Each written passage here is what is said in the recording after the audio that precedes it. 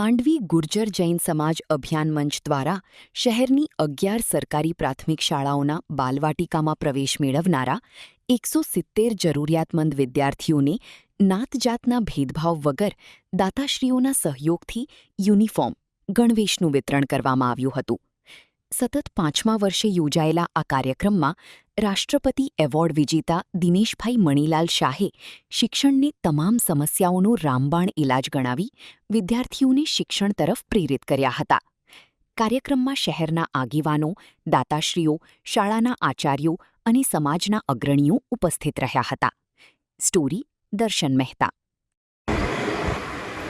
દિનેશભાઈ શાહ, પ્રમુખ અંધ અપંગ માનવ કલ્યાણ સોસાયટી માંડવી, રાજ્ય, રાષ્ટ્રીય અને સમાજ રત્ન એવોર્ડ વિજેતા.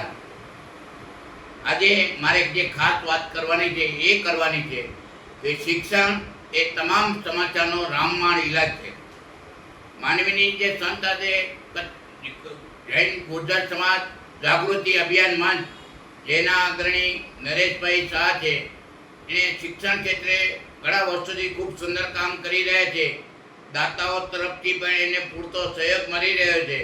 માંડવીની સરકારી પ્રાથમિક શાળાઓ 11 જેટલી પ્રાથમિક શાળામાં બાલવાટિકામાં જે બાળકોએ પ્રવેશ મેળવ્યો છે એવા જરૂરતમંદ 170 બાળકોને નાત જાતના ભેદભાવ વગર એમને યુનિફોર્મ એટલે કે ગણવેશનું કાપડ આપવાનો લોકાર્પણનો કાર્યક્રમ હમણાં જ એમને ગોઠવ્યો હતો.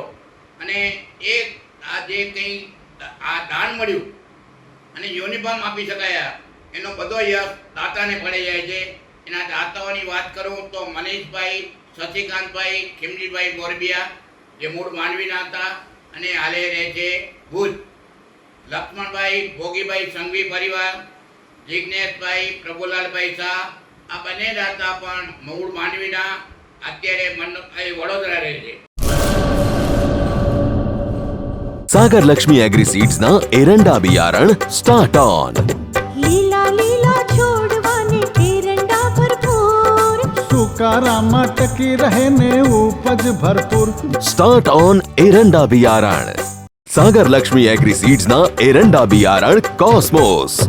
લાંબી જાચેરી માળોમાં શક્તિ છે ભરપૂર, સુકારો ઓછો ને પાકે ઉપજ લખલૂટ. कॉस्मोस एरंडा बियारण.